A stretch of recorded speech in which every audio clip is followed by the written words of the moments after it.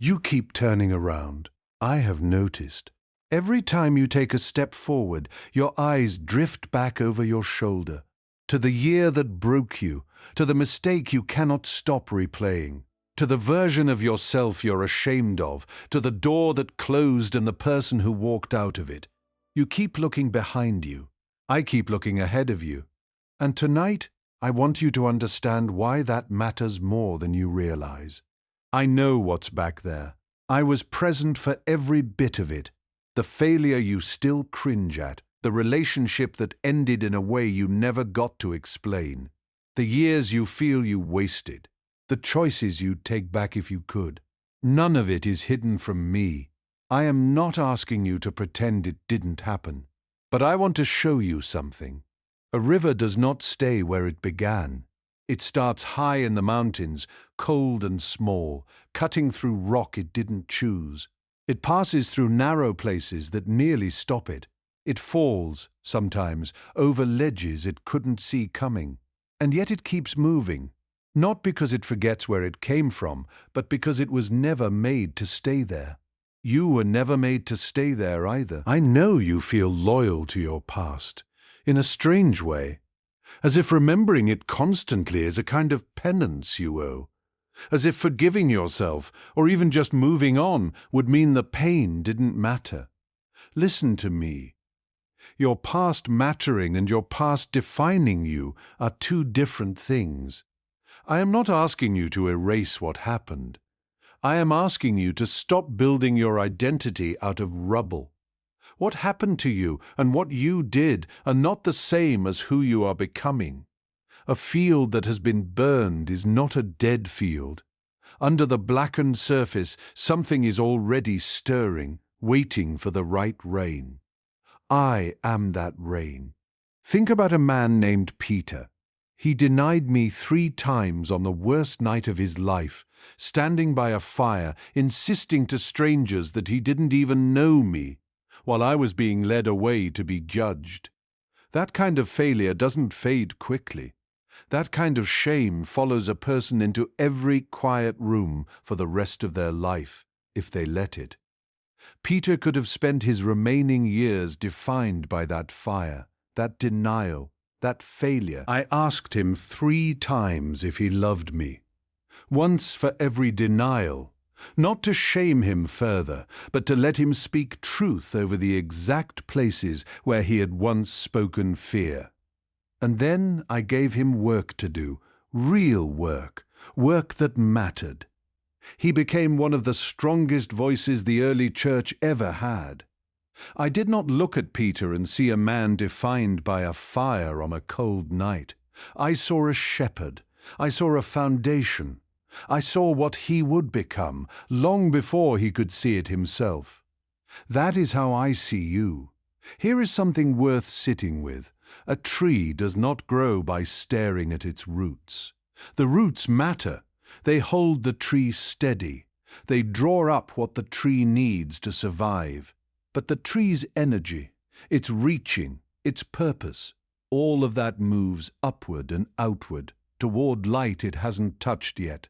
If a tree spent all its strength trying to relive the exact moment its first root broke through the soil, it would never grow another ring. You have roots. Some of them grew in painful ground. I am not dismissing that, but I did not design you to stay small, staring down at the dirt you came from. I designed you to reach toward light you cannot fully see yet from where you're standing, but that I can see clearly because I am not bound by the same limited view you are. I know one of the hardest parts of this is trust. It's easier to trust what already happened than to trust what hasn't happened yet. The past, painful as it is at least familiar. The future is uncertain, and uncertainty frightens you. I understand that fear. I am not asking you to abandon caution or wisdom. I am asking you to stop letting a closed chapter write the rest of the book. There was a woman at a well in Samaria who came at the hottest part of the day, alone, avoiding the other women, carrying a history of failed relationships that everyone in her town already knew about. She expected to be judged. She expected another closed door. Instead, I offered her water that would never leave her thirsty again. I saw her whole story, every part of it, and I did not lead with her past. I led with what she could become, someone who would go back into that very town and tell everyone about me, becoming one of the first people to carry that message forward. Her history did not disqualify her from her future. Neither does yours. Let me ask you something gently. What if the reason you keep glancing backward is that no one has ever told you, clearly and without conditions, that you're allowed to stop? I am telling you now. You are allowed to stop carrying what I already carried for you on the cross. You are allowed to set down the mental replay of every wrong turn. You are allowed to walk forward without dragging the weight of a story that has already ended. Think of the seasons for a moment. Winter does not apologize for ending. It does not linger, guilty, trying to explain itself to spring. It simply gives way, because that is how seasons work. Each one making room for the next, each one serving its purpose and then stepping aside. Your winter served its purpose. It was not wasted. Whatever it taught you, whatever it stripped away, whatever it made you finally confront, that had value. But winter is not meant to be the permanent season. There is a reason spring keeps coming every single year, without fail, even after the hardest winters anyone can remember. I am not asking you to forget winter happened. I am telling you that spring is not cancelled because of it. I also want to speak honestly about guilt, because I think that's part of what keeps your eyes turned backward. Guilt says you don't deserve to move forward until you've suffered enough for what happened. But that is not how grace works, and grace is what I offer you. Grace does not wait for you to earn your way out of the past. Grace meets you exactly where you are, mid-mistake, mid-shame, mid-doubt, and says, "Come anyway." The thief who hung on a cross beside mine had no time to fix his past, no time to make amends, no time to prove he'd changed. He simply turned to me and asked to be remembered. And I told him that day he would be with me, not someday, that day. If grace was fast enough for him in his very last hour, it is fast enough for you in whatever hour you're in right now. I keep looking at your future, and I want to tell you a little of what I see there. Not the details, because some things I keep close until their season arrives, but the shape of it. I see you lighter than you are now. I see you using what broke you to help someone else who hasn't broken yet, walking them through it the way only someone who's actually been there can. I see mornings where the past doesn't have the first word anymore. I see the mountain you keep looking at from a distance, and I see you standing on top of it, wondering why you spent so long convinced you'd never get there. None of that is wishful thinking on my part. I am not hoping this happens.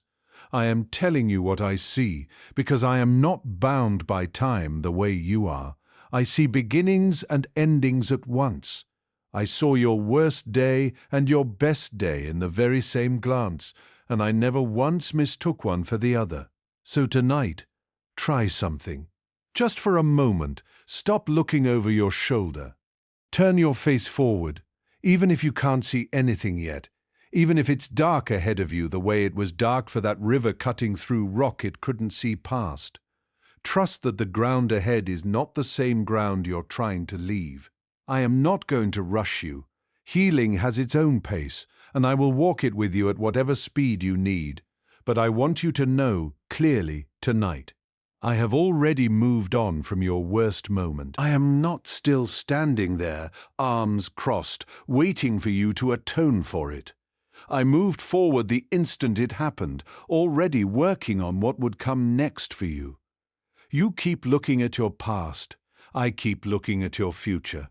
And I promise you, what I see there is worth walking toward. Rest now, my beloved child. The past held you long enough.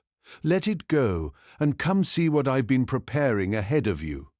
But stay with me a little longer, because I know letting go is not a single moment. It is a practice. Some days you will release it easily. Other days it will grab your ankle again, and you will feel yourself pulled backward before you even realize you turned around. I am not going to condemn you for those days.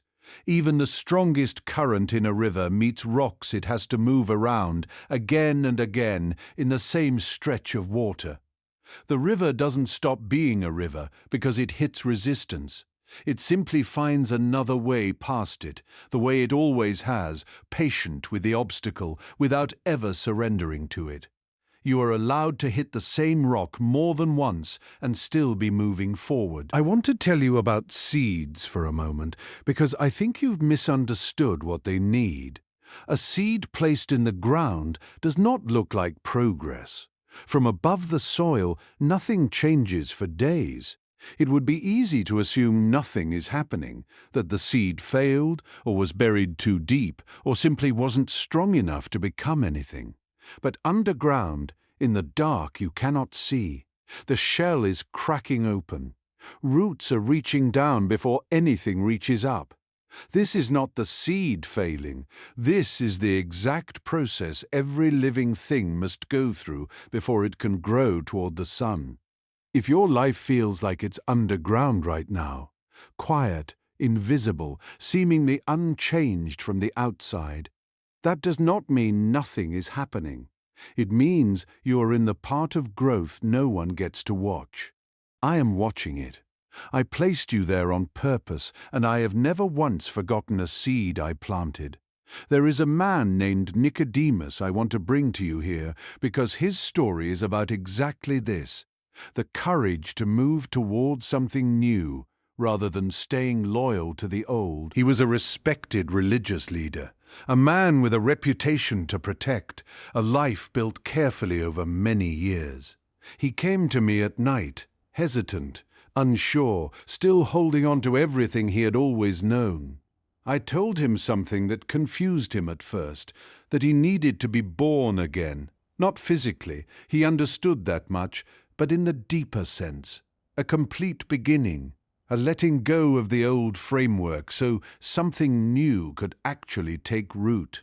It's hard to imagine how strange that must have sounded to a man who had spent his whole life mastering the old way of understanding things. But Scripture doesn't tell us he walked away and never returned. Later, after everything happened, it was Nicodemus who came forward publicly to help prepare my body for burial. A costly, risky act of devotion from a man who had once only dared to visit by night. Something shifted in him between that first quiet conversation and that final courageous act. Growth like that rarely happens all at once. It happens in that slow underground season, the one you can't see from the outside, the one that eventually produces a courage you didn't have before. I know you're tired of hearing, "Give it time." You've heard that phrase so many times, it's started to feel hollow, like something people say when they don't know what else to offer you. So let me say it differently. I am not asking you to wait passively, doing nothing, hoping the past eventually loses its grip on its own. I am asking you to actively turn your face forward, again and again, every single time it drifts back. The way a sunflower turns to follow the sun across the sky, not once, but continuously, throughout the entire day. That turning is not weakness, it is discipline. It is a quiet, repeated act of faith that says, I believe there is something ahead of me worth facing, even when facing backward would be easier. You will have to turn many times. That's not failure. That's how it works. Here is something I want you to carry with you when the old memories try to pull you under again. The past can echo, but it cannot repeat itself exactly the same way twice. Not unless you rebuild the same conditions that created it. You are not the same person who lived through that season. You know things now you didn't know then. You have scars now that double as warnings, teaching you what to watch for, what to walk away from, what to protect. That is not nothing. That is wisdom, purchased at a real cost, and I do not waste what costs my children something. The very thing you're ashamed of may become the thing that makes you wise enough, gentle enough, aware enough to help someone else avoid the same fall, or to walk beside them through it when they can't avoid it. I see a field ahead of you that has not been planted yet. I am not going to tell you exactly what grows there. Some things I keep for you to discover in their own season, because the discovering is part of the joy. But I will tell you this, it is not a field haunted by what happened in the last one. It is new ground, untouched by your old mistakes, waiting only for you to stop looking backward long enough to walk onto it. You keep looking at your past. I keep looking at that field, and I am already there waiting for you to arrive. Rest now, my beloved child. Turn your face forward again, as many times as it takes. I will still be here every time you do.